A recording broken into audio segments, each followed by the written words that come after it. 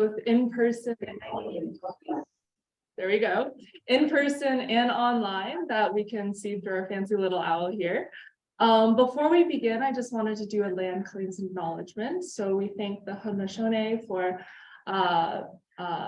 being present in the territory, and also as unceded territory of the Haudenosaunee, we really are grateful to be present at McGill and on this land, especially during COP15, where there are gracious hosts for everyone around the world gathering on such an important topic about biodiversity and creating a framework that can ideally further collaboration on this front. So today I will be your co-masters of ceremony. My name is Eva Wu. I am a law student here doing the Juris Doctor and Bachelor's of Civil Law program, and I am co-masters of ceremony with Ignacio Antonis Sánchez González. And I will pass it off to him to introduce our hosts and the other moderators in our other nodes. Good morning, everyone. We thank you all for being here, your interest in being here at the Biodiversity Law and Governance Day. I'm Ignacio Sánchez, and I will be the co-master of ceremony with Eva Wu, as she just said. Also, we would like to acknowledge all the efforts and the arrangements made by Professor Mary-Claire Cortinier-Seger, the team. Without those efforts, this day and being here couldn't have been possible. I would like to present the host of the notes that will be joining us today and this session. I would like to present Dr. Markus Gehring, who is from the Center for International Law in Cambridge, a lead counsel at CISDL also, Appiah at Balsillie School of International Affairs in Toronto, Professor Jorge Cabrera at the University of Costa Rica in San Jose, and a lead counsel of CISDL.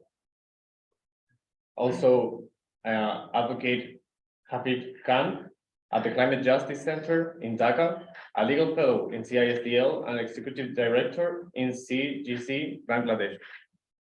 Advocate Erick Cassongo at the Center Congolais du Développement Durable in Kinshasa, and a legal fellow at CISDL.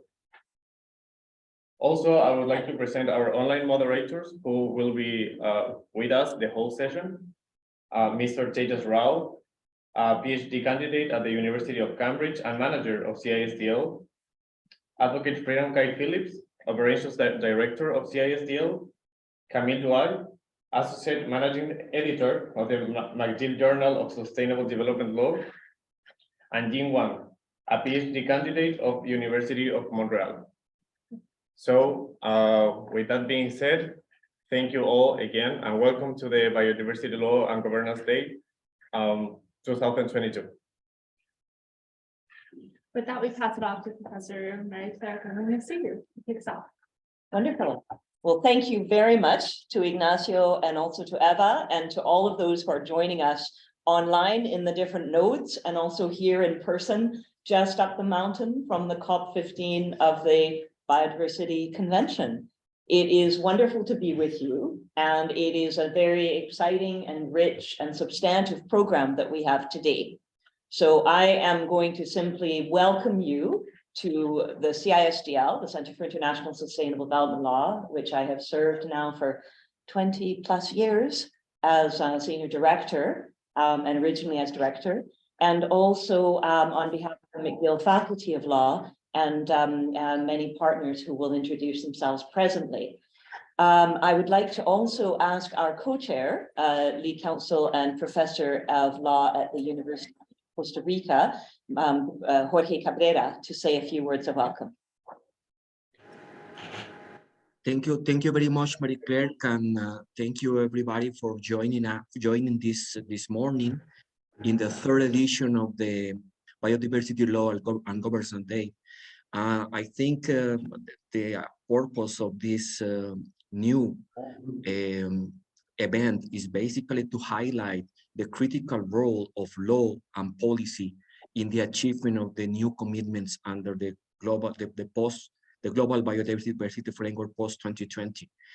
I think we are now very clear that we are facing a lot of challenges in terms of biodiversity loss, climate change, pollution, and is required more than ever a very robust and ambitious global biodiversity framework post-2020 with a clear set of indicators, monitoring, and many other elements and components that I'm pretty sure the parties are right now working towards a very ambitious global biodiversity frameworks.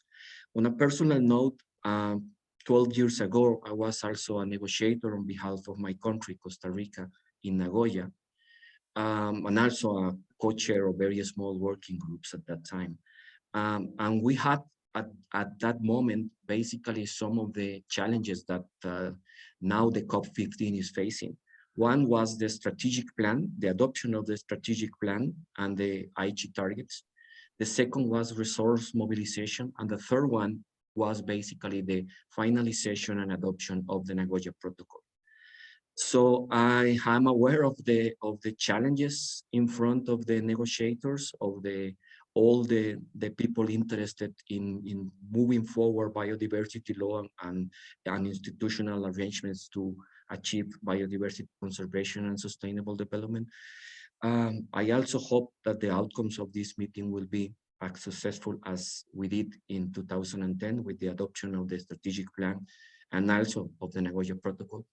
And also, if we look at the agenda right now, at least two of these issues are still there and remain as a source of controversy. One, of course, is the post-2020 framework, and the second is ABS. Now, in the form of how to deal and how to address the issue of genetic information or digital genetic sequences. Both are critical issues for the successful of this COP, and of course also for the successful of our efforts to conserve biodiversity. Except for that, I really appreciate the tremendous level of expertise in terms of scholars, practitioners, decision makers, negotiators, civil society representatives that we have today as panelists in the different four extremely interesting and relevant roundtables that we will be delivering. And thank you very much, Mary Claire and Basile and everybody there at McGill. Thank you very much, Jorge, and thank you for being with us. I wish that your visa renewal had come through and that you were here in person, but I can completely understand that there are consolation prizes as we all freeze in the cold here for being in Costa Rica instead. And your carbon emission budget, of course, is safe for the year as we reach the end of December. So there's silver lining. We are so glad that you could join us online, and I deeply appreciate your expertise and your leadership of this program area for so many years. We are extremely pleased to be able to welcome a special guest who is facing a very, very difficult negotiation schedule these last few days, and has nonetheless carved out and is probably holding with both hands the space on either side to be with us today. And what we will do is we will ask of Basile, who not only, of course, is chair of the negotiations, but is also one of our hosts here from the presidency of the COP20, the COP15, and also the government of Canada helping to receive us together with the government of China, if he might be able to say a few words. And then we will continue with the opening with the representatives of our partners who are here to welcome you. So I will be briefly introducing Basile, who I've known for quite a few years, and I've had the pleasure of collaborating with in many capacities. He is, of course, Director General of the Canadian Wildlife Service, Environment and Climate Change Canada, and co-chair of the CBD Open-Ended Working Group for the Post-2020 Global Biodiversity Framework. He has been working on the working group and chairing the negotiations for many more years than he originally committed to, partly due to COVID, and has 27 years of experience working in Canada's Environment Ministry. As Director General of Biodiversity and Partnerships, he leads many of the very important endeavors that Canada has entered into, including in CITES with the Elephant Working Group and in CBD's discussions on Indigenous knowledge and repatriation.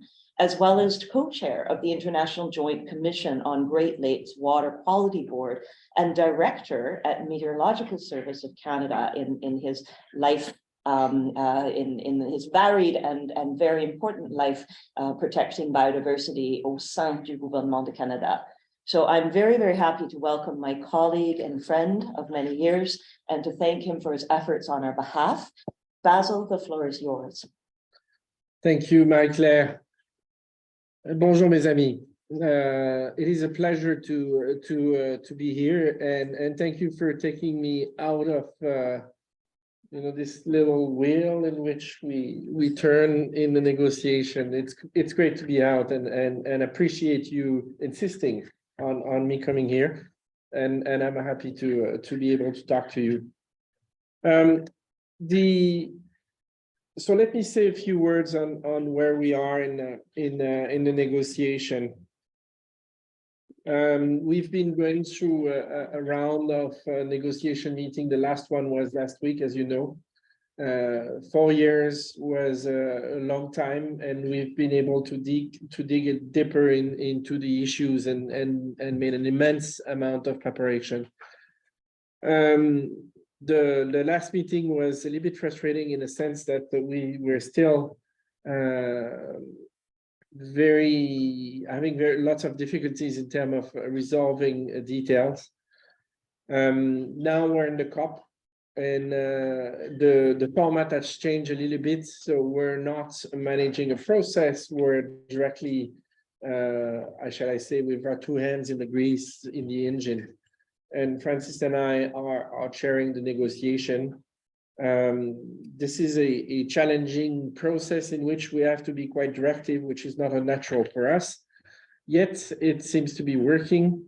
There is still an enormous amount of work in front of us, and we're going to be shifting into the ministerial part of the meeting in a few days. So the objective is to try to clean up what can be cleaned up. So what is left is what is at a level of ministers to deal with. And I'm not sure we're going to have that. It's going to be depending on and the problem is that ministers will not deal with the detail, and sometimes the details is what makes an agreement implementable, successful. And I want to make a links here into your work. And I want to underline how critical what you are doing is to the success of what negotiators are doing. All of those good ideas that we may have, or bad ones, for that matter, are underpinned by a framework that includes law. And we work very closely with legal advisor over the short term, and those are really points where we need answer from. What you're doing is probably a broader look at how the legal framework underpin what we're doing from a macro perspective, and that is extremely important. If I can make a parallel, if you look at science, there is a general recognition that we need a sound science framework. We've created institutions that do that very well, like the IPES and etc. And so where is the IPES of law? It is here. It is here that's where I'm getting my advice. I will be calling on Marie-Claire when I have something to discuss, and we do that once in a while, not often enough.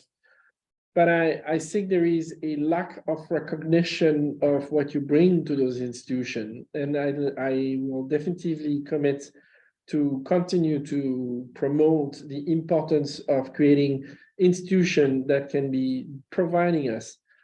I would love to see a future where we have an assessment of the state of law that we bring together with the assessment of science and the assessment of the physical characteristic of the ecosystem. There is still progress, and there is a lot of progress I can see. And if you look at the work done on the indicators, the performance indicators, there is I'll spare you the jargon, but there is basically a list of performance indicators, and at the bottom of that there is a list of binary indicators, and there is a number of plug-in what you do. And that's going to be very important that you continue to pay attention to that, and that we collectively monitor how this is going to be evolving. So that's what I wanted to give you in terms of the key piece of the negotiation. There is a few points that staff has prepared for me to talk about, and I'll speak to them briefly. I think we're at a point where we're kind of mainstreaming the notion that indigenous people and local communities are part of not only the negotiation, but the implementation and management. It's probably one of the success of the CBD process. And I see now a maturity in the sense that when we do negotiation and we come out from text like we did, we had an informal session to clean the text, consulted with Appiah and C organization, and they came back and said, well, we don't have much to add. We feel heard. This is good.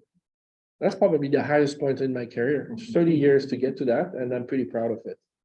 And that means mainstreaming, where you don't need to do that fast. I want to talk also about nature-based solution and an whole notion of a discussion. The work done at UNEA in terms of acceptances of the text is very important, but it is not sufficient. We are facing a lot of challenge here in terms of carrying that acceptance from the UNEA side into the CBD. And in a sense, I think it's a matter of time. I think it's a matter of people being comfortable and seeing how that terminology fits with that is existing in the CBD. So we have an enormous amount of work in front of us. I appreciate your support, and thank you for. It's great to see that it's a Saturday. People still want to be here. And I'm looking forward to continue to work with you. We have a pile of work in front of us over the next few years in terms of creating that structure where law is at its appropriate place and contribute fully to the discussion. We're making progress. This is going to come, so not to worry, but still a lot of room to go. Thank you. Thank you very much. Now I'm going to adapt with the chaos and the circus that is a COP. And I'm going to do something slightly out of order today before Basile has to race back to chair the contact group at 10, which he has just told us is far from an automatic slam dunk in terms of having something ready for the ministers in time.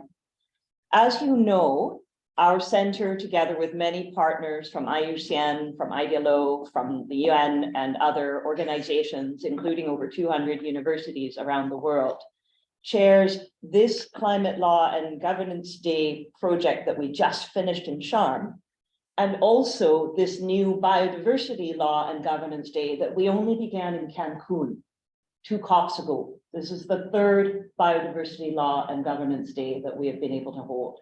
The initiative is new. It has an immense challenge in front of it. It has an invitation, which Elizabeth Mrema also repeated in her email yesterday, where she wished us Godspeed.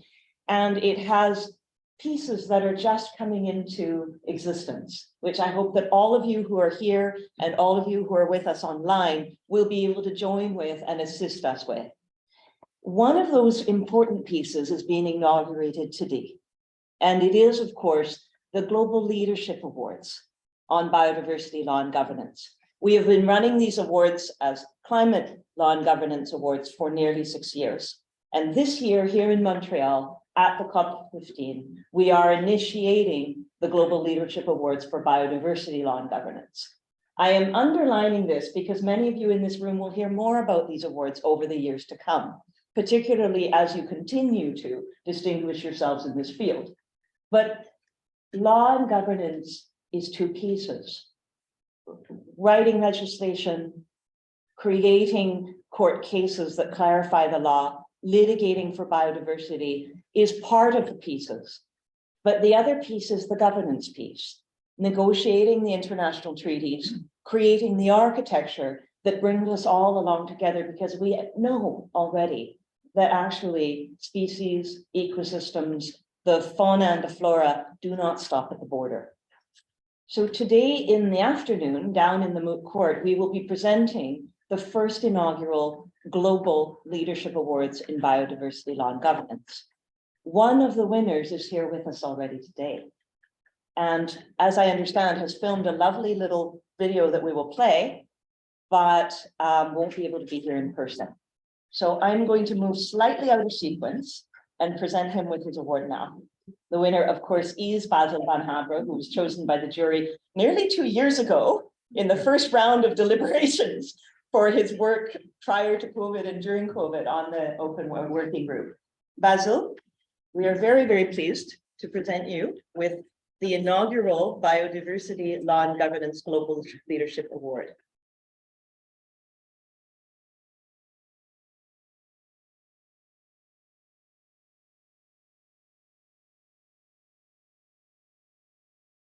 And if I may, like, I won't bore you because you will be already bothered here with me this afternoon. This means a lot to me.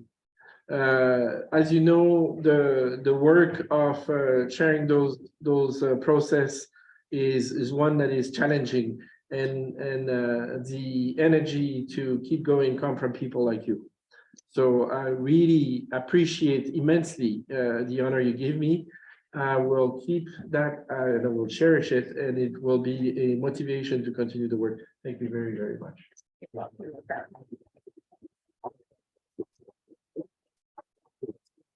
I'm seeing Basil there at 2 o'clock in the morning, still answering emails from colleagues from different time zones. And I've seen his team in the Canadian Wildlife Service, who have been absolutely brilliant throughout, often there with him, because he's also the one who comes around with the Christmas cart, bringing them good cheer when they're working in the office late. So this is an award not just for the big things you've achieved, but also for the way you've done it and the way you've brought others along with you and always inspired us to do our best. So thank you. Thank you very much.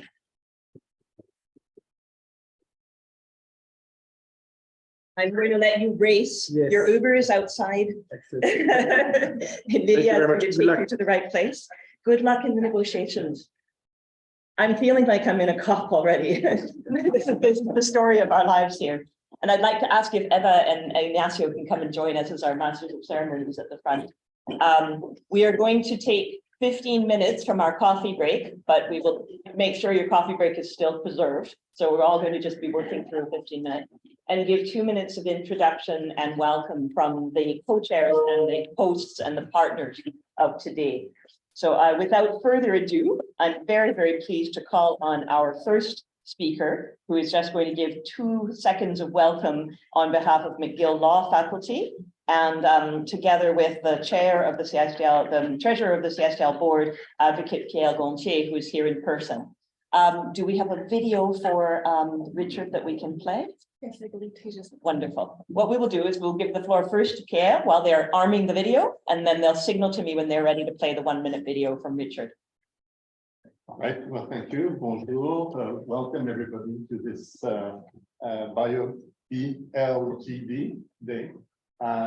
It's quite an experience. I've had the chance and the privilege of attending some of the Climate Law and Governance Day events, and it's absolutely wonderful to see this effort of the CISDL burgeon and grow into more of these reunions where not only delegates and negotiators of the various COPs are brought together with academia, but also with students. And this is absolutely fundamental to the mission of the CISDL, to promote not only research, but education.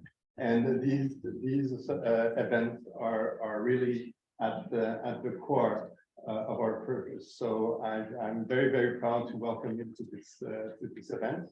And I certainly hope you make the most of it and enjoy it. All right, thank you. Thank you. Thank you very much. And I will also be very honored to present Professor Constantia Kutuki. The University of Montreal and their law faculty has been a partner throughout, assisting us, engaging, helping also to arrange the technology with their students and other leaders who have joined the team. And the International Law Association of Canada has also been a very valued partner in all of this work. And Constantia has the fortune of representing both with us. So I hope that she would be able to say a few words while we just learn whether Richard is on the screen or not. Please. Well, thank you very much. Welcome for those who are not from Montreal. Welcome to Montreal. Those who are here, we're very happy to host COP15, and University of Montreal also has a delegation there, so we are a little bit split all over the place. And that point brings me to the fact that these events, although outside COP, is actually quite difficult to organize. So my gratitude and for what this group has been able to put together, because you have to coordinate everybody's schedule and who has to be where, when, and sometimes this is within minutes and seconds. And so the staff who is putting all this together are actually incredible, and a big thank you to Ying Wan, who is from University of Montreal, who helps me in so many ways, but has also helped the group here. So all this to say that although this looks like it's kind of comes together, there is a lot of work that goes behind it. So a big thank you to CISDL and their people for doing so. Thank you very much, Constantia. And thank you, Kira. I believe Professor Richard Yanda is now on screen and is ready to say a few words of welcome on behalf of McGill, which is hosting us. My name is Richard Yanda. I'm a professor at the Faculty of Law at McGill University, and it's my honor to welcome you to this important event being held by the Center for International Sustainable Development Law. I regret not being able to be with you because the subject of biodiversity and its international framing being discussed, of course, at COP15 is close to my heart, and one as a teacher of environmental law that I feel is sometimes in public imagination in something of a back seat in relation to the overwhelming question of climate change. But of course, as you will discuss, the interrelationship of all of our impacts on the biosphere are tested and rendered dramatic by the prospect of another mass extinction of life for which human beings are responsible. The biodiversity concern, I think, can be understood almost psychologically as the way that we stop being anthropocentric in our relation to the planet and the natural environment, and take more seriously the perspective of other forms of life, not only because of our dependency upon them, but because of the claims that those forms of life have to the use of primary production of resources on the planet. The important debates which will take place at COP15 concerning how we set aside the natural environment and protect it for other species, and the kinds of resources that need to be put into doing precisely that are ones I'm sure that you will be able to canvass in great depth. I envy the richness of the discussion that you will have, and wish you all the best in your time at our faculty. Thank you very much. Richard Yanda. Thank you very much, Richard Yanda. I would like to also call upon Professor Christina Voigt, who is, of course, chair of the IUCN World Commission on Environmental Law, which I've been a member of for many years, as have many of you, and a core partner in the organization of both our Climate Law and Governance Day and our Biodiversity Law and Governance Day. Christina also serves as a full professor of international law at the University of Oslo in Norway, and as co-chair of the Paris Agreement Implementation and Compliance Committee, the PIKE. So Christina, the floor is yours for a brief introduction. Thank you so much. Marie-Claire, and a very warm welcome from a very cold Oslo to everyone who is joining the Biodiversity Law and Governance Day today. It is perhaps not so well known anymore that the IUCN World Commission on Environmental Law was, in a way, the legal mastermind behind the Convention on Biological Diversity. The Commission was instrumental when the convention was perceived and was instrumental to its legal structure and has been following the biodiversity COPs ever since the early 90s. But this year's COP really stands out in its importance for several reasons. One reason is that the science, of course, has never been clearer than now, as clearly provided by the IPBES report of 2019. And the very dire state of biodiversity all over the world.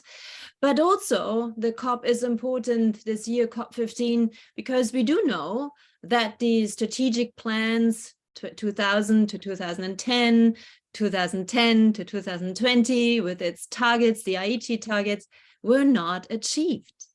And we do know that maybe the post-2020 global biodiversity framework to be adopted in Montreal, hopefully next week, maybe our last best hope and chance to hold and reverse biodiversity loss and restore ecosystems. But there are a couple of buts to it, and I just want to use a couple of seconds to highlight them. The first but is that it is incredibly urgent to get this done, because we're already quite far into that decade until 2030. 2023 is just around the corner, and there is no time to lose. There is no time for complacency. And looking at the negotiations this week, I wonder if negotiators are aware of that. The second point is it is important to get the targets and the goals right.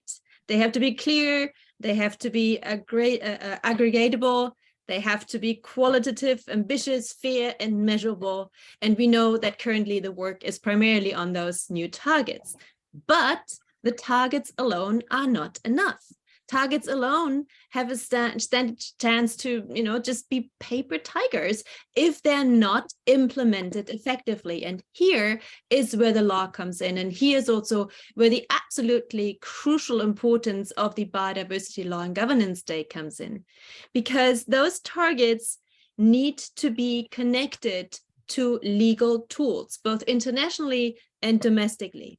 Internationally, it means they need to be connected to the legal obligations that parties have. The targets alone will not be legally binding, but parties have legal obligations, national biodiversity and action plans, and those new targets need to be connected to those legal obligations through a request to parties to update their NBSAPs in light of these new targets. And second, the targets need to be linked to a robust monitoring, reporting, and review mechanism established and existing already under the convention, where we need clear indicators. And Brazil spoke to some of those performance indicators, which have very concrete legal elements to them, but we also need concrete safeguards around those indicators. And finally, there needs, of course, to be effective national implementation through laws, acts, regulations, and their effective compliance and enforcement. And that, of course, demands a significant enhancement of legal capacity domestically all over the world. So lawyers have an absolutely crucial role to play in addressing the triple global crises, including, of course, the biodiversity loss crisis. And I wish everyone very fruitful discussions in the course of today. And please remember, you are a part of the solution. Thank you. Thank you very much, Christina. And thank you as well for joining us and for all of your help raising awareness and pulling this together, and the work that you've done already, but also the work that you will be doing over the coming years on the implementation of this framework. It is going to be a crucial partnership, and we greatly value the collaboration. Speaking of valuing collaborators, I would like to call upon Advocate Arthur van Buitenen, who is an advisor at the International Development Law Organization, an organization that has stayed the distance and been a partner right from the beginning in these initiatives. Arthur. Thank you, Marie-Claire, and great to be here and to meet all of you, many of you I've seen over Zoom over the last few years, so it's really wonderful to be here. And indeed, IDLO is a partner of Climate Law and Governance Day, but also the Biodiversity Law and Governance Day. For me personally, it's really sort of a full circle because I worked for IUCN in 1991 and 1992 on the discussions that eventually led up to the Convention on Biological Diversity. So it's that's really sort of brings a sort of an extra sphere for me personally, and I know that many of you have been there as well. So I would like to pick up on Professor Boyd's point on the international implementation, but IDLO works at the national level. We're an intergovernmental organization, are seated in Rome, and lead the climate justice work that we do in around 20+ countries currently, and in total we work in 40+ countries. So there's a lot of opportunities for the work to accelerate in many more countries. We work people-centered, so we work with marginalized communities, especially women and girls, that we would like to bring into the solutions that are provided, and to work on stronger laws and policy frameworks that are so needed and that we've heard today, and we know that is needed. We know that countries and communities with stronger rule of law and governance systems, they are more resilient, they are bringing more peace and less conflict to their people. So that's where we work, and that's where we are really, really appreciative of working with all of you here. Thank you. Thank you very, very much. We really appreciate your partnership, and we look forward to going forward together. I would like to now invite Wayne Garnon-Williams, who of course is going to be brief in the opening because it's his session that we are holding back in order to be able to complete this opening. But Itio has been an important partner all the way through, and Wayne has been a voice of reason in the craziness. So thank you, Wayne, and welcome. Thank you. Tanse, hello. My name is Wayne Garland-Williams. I'm a Plains Cree, Treaty 6 Moosomin First Nation, and Itio, International Intertribal Trade and Investment Organization. Probably haven't heard of us. We're a 501c3 educational charity incorporated in the United States with branch offices in Canada, New Zealand, and Australia, and soon to be Chinese Taipei, Mexico, and Peru. And some of our stuff that we do here is we recommend measures, proposals, legislative initiatives for 2 nation states on Indigenous principles, on Indigenous values. And biodiversity is something that isn't a concept that is foreign or outside of Indigenous living. It is something that is part and parcel of the Indigenous experience. When we live with the land, we are part of the land. And part of our organization's mandate is to respect Indigenous teachings in striving to get Indigenous trade going, and to provide respect for and preferences for environmental alternatives. So it is a pleasure and an honor to be here today, and I thank you for this opportunity, and welcome all. Thank you as well, Wayne, and thank you for your partnership throughout the years. I'm so glad that we're going to be hosting and featuring the project that you have been leading and the treaty that you have been leading, which will be a main part of the agenda today. I would also like to welcome from the Université de Québec à Montréal, Professor Blaise Pascal Mihigo, who has just launched a new SDG observatory, and we're very, very pleased that he is working on these SDGs with us. I'm guessing that you are Blaise Pascal, although I've only seen you ever on a Zoom screen. Yes, my name is Blaise Pascal, but it's Mihigo is more than 30 letters. Thank you very much for the invitation, and I thank you again for your participation at our event. We organized on the 5th of December last week an event, the inaugural conference on our observatory agenda 2030 of the United Nations, and we just start with this observatory to monitor SDGs. So I think I'm very happy to be here, and It's the first time for me and for our observatory to participate in this biodiversity law and governance events.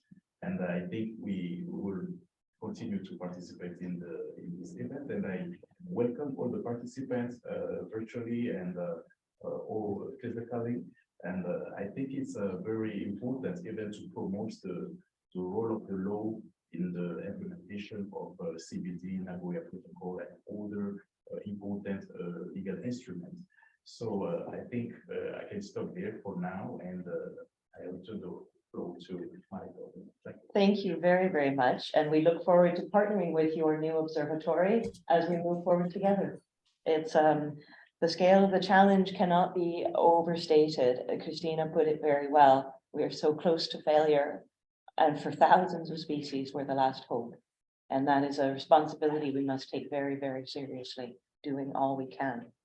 In terms of doing all we can, as you know, originally the COP15 was to be held in China, in Kunming, and a partner was willing to co-host for us and worked so hard to arrange all of the facilities and the conference and the participants that was going to be taking place from the University of Wuhan and the universities of Kunming, China.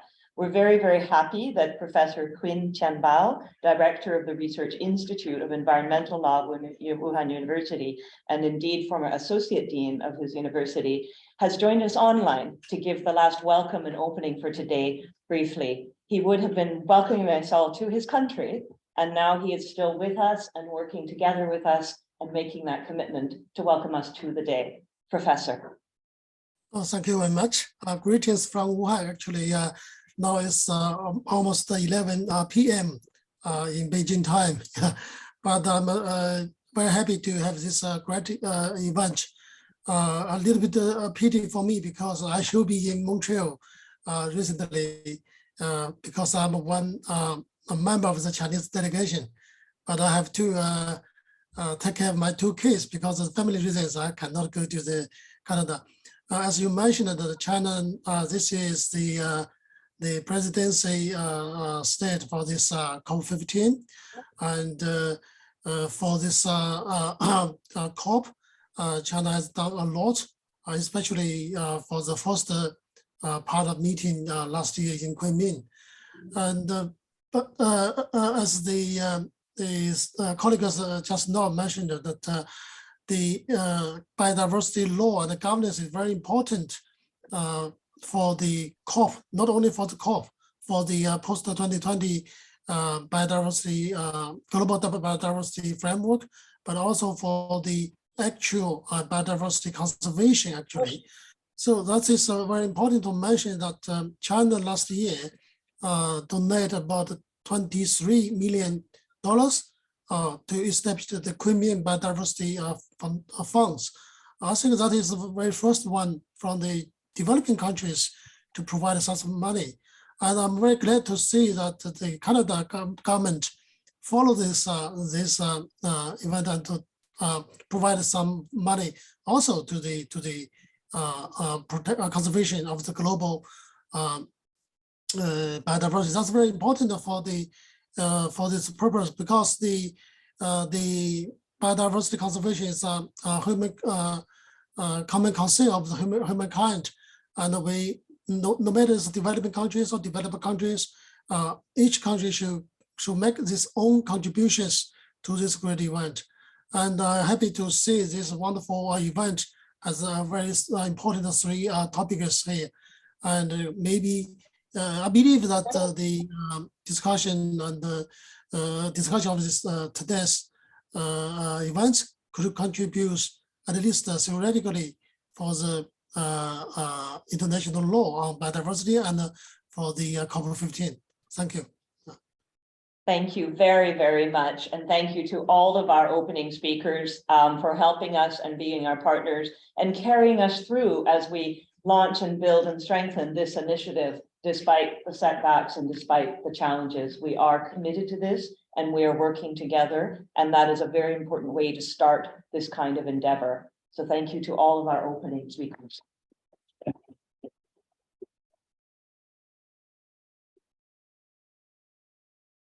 I would like to now just briefly introduce the day, and then there are already participants waiting online, as you can hear, who will be joining us in the 2 sessions.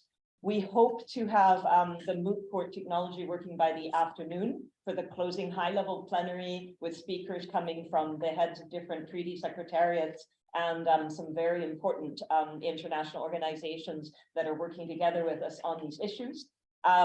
In the meantime, we will be in this room and the room next door, and we will also be in the University of Cambridge Lauterpacht Center for International Law, in the Balsillie School of International Affairs, the BSIA, in Toronto Waterloo area, and in the University of Costa Rica, in the Center for Climate Justice in Dhaka, Bangladesh, in the CODED, in the Centre de Droit sur le Développement Durable in Kinshasa, in the DRC, and of course in San Jose, Costa Rica, with our colleague Jorge.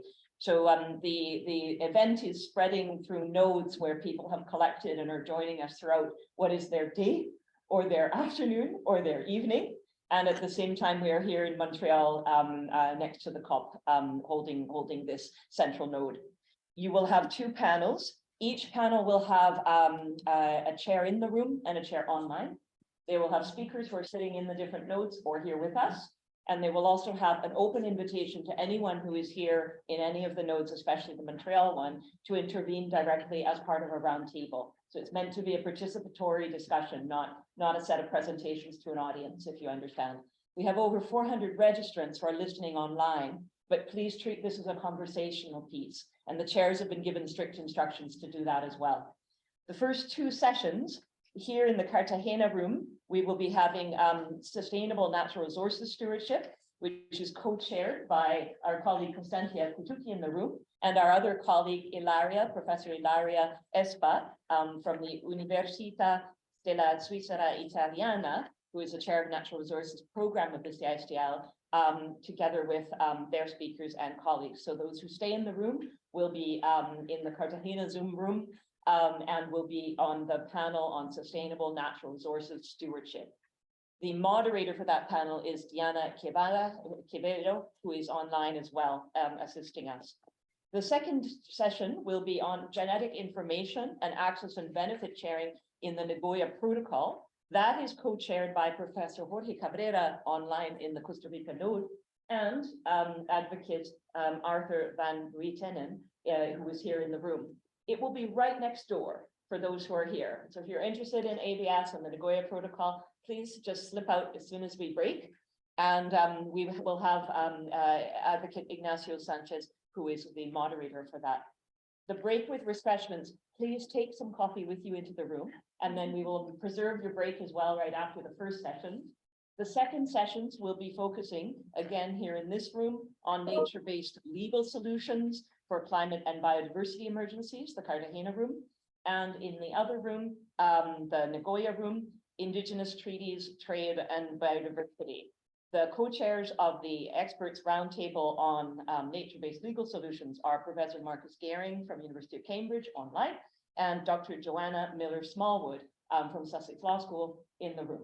The chair, the moderator will be Lydia Young, who is here and can assist. On indigenous treaties, trade, and biodiversity, you will not be surprised to hear that one of the chairs in the room is Wayne Garnon-Williams, and I will be joining him to assist in chairing that one in the Nagoya room beside us, with Eva Buch as our moderator.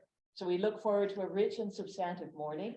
Please take coffee whenever you can. I know some people have been waiting for a while for it, and we will close up the day, hopefully in the moot court, in order to be able to present the other 2 Global Leadership Awards and hear from our panelists and discussion as we take this forward with the executive secretaries of various treaty secretariats and international organizations. Thank you again for joining us in the room and online. And I would like to especially thank and recognize Adwoa, Appiah, and Judy White, and the others who are in the Balsillie School and have joined us with their team and their node. I understand there are more people trickling in as we speak. And I would also like to thank and recognize especially Professor Markus Gehring, Kai Rob, and the others who are in Cambridge, as well as the nodes in the DRC, in Bangladesh, in Costa Rica, and around the world that have joined us. Thank you. Thank you. We will see you in the rooms.